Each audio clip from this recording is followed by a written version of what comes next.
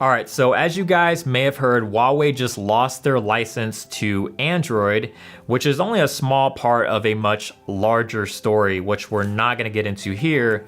But basically what this means is that Huawei devices are no longer going to receive Android OS updates, and future Huawei devices will not have access to Google services.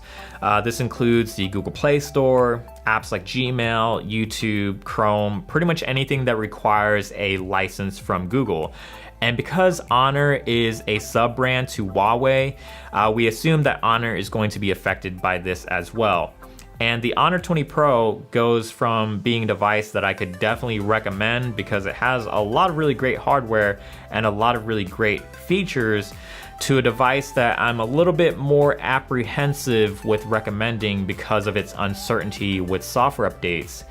And software updates are important. Software updates are very critical, and nobody wants to buy a brand new smartphone that has the potential of zero prospect for getting software updates. Now, this review is being filmed a day before the Honor launch event, so we don't know exactly how Honor plans to address this, and we also don't have any information in terms of pricing and availability because Honor typically doesn't disclose that information ahead of time. So if you guys want to stay updated on all the Honor 20 Pro news, make sure to check out the written review, which we'll have linked in the description below. Software issues aside, the Honor 20 Pro doesn't do anything extensive or gimmicky, but it has a lot of excellent hardware. For starters, you have the powerful Kirin 980 processor that Huawei has used in many of their recent smartphones like the P30 and P30 Pro, and the Honor View 20 that was released a few months ago. You're also getting plenty of RAM and plenty of internal storage, so performance is not an issue here. It's very smooth in regular daily use, and even though this isn't a gaming phone, it's very well optimized for some of the most popular high-end gaming titles like PUBG Mobile and Fortnite. Battery life is also just as good, but with a 4000 milliamp hour battery, I didn't really expect anything less. I'm able to hit 6 hours of screen on time pretty easily and consistently, even with a lot of my time being spent playing games.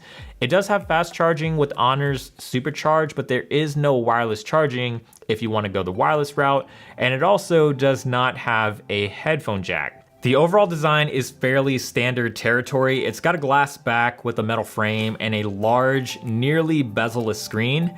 To achieve this, Honor's gone with the hole punch approach for the front-facing camera, and it's pretty small, doesn't really get in the way, and for the most part, you'll pretty much forget that it's there. The only time you'll really notice it is when you're using an app with a lighter background or watching a video in full screen. It does have a fingerprint sensor, but it's not an in-screen fingerprint sensor. It's a physical sensor, and it's actually placed on the side, which is something that we don't really see all that often.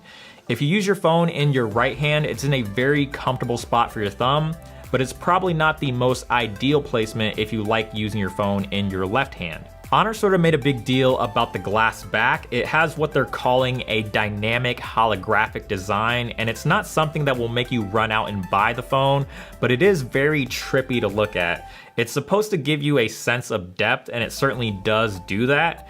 I'm not entirely sure how well it's going to come across on camera, but the best way that I can describe it is it sort of feels like you're looking through a window and not just a reflection on a regular sheet of glass. It's one of those things that you'll probably have to see in person to really appreciate. The main attraction with the Honor 20 Pro is really the cameras. There's a total of 4 cameras on the back, and I like the approach that Honor is taking. It's a camera system that provides a lot of versatility in terms of focal lengths. The main sensor is the 48 megapixel Sony IMX, which is a sensor that is currently being used in a lot of smartphones. You also get a 16 megapixel wide angle camera and an 8 megapixel telephoto lens that provides 3x optical zoom and a 5x hybrid zoom. You can also zoom all the way up to 30x, but anything beyond 5x is purely digital at that point, so I definitely don't recommend using it unless you absolutely have to, because the fall off in detail is pretty harsh. The last camera is this tiny little sensor here. It's a 2 megapixel camera for macro photography, and it lets you get the camera within 2 inches of a subject and still be able to pull focus, which is something you can't do with the other lenses. The downside is it's only 2 megapixels, so the images aren't that sharp and the colors are pretty washed out. The main camera takes really great looking photos, and every phone that I've used with this 48 megapixel Sony sensor has performed extremely well, so I wasn't all too surprised by the results. There's tons of detail, great dynamic range, and I like Honor's color reproduction. It's still colorful, but it doesn't go overboard with saturation. The wide angle and telephoto lens are of course extremely useful in all sorts of situations, and because the 3x zoom is completely optical, you're not losing any detail, and even at 5x, images are still incredibly sharp.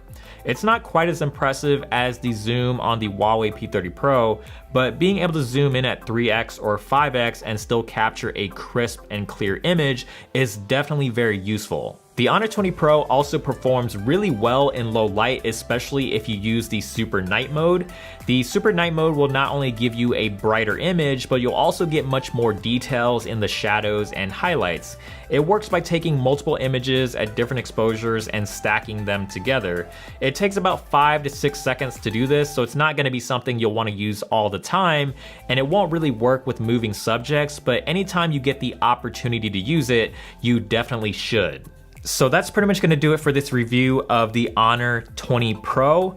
Overall, I think it's a really solid smartphone that checks a lot of the right boxes. It has a great design, great performance, good battery life, and it also has a really great camera that's extremely versatile with the 4 different lenses. But again, the whole Huawei situation sort of changes things a little bit. We don't know what's going to happen with the software on this phone when it gets released. We don't know if it's going to get updated. So if you do decide to buy this phone, that is something that you have to keep in mind, and it's something that you really need to be aware of when you make this purchase.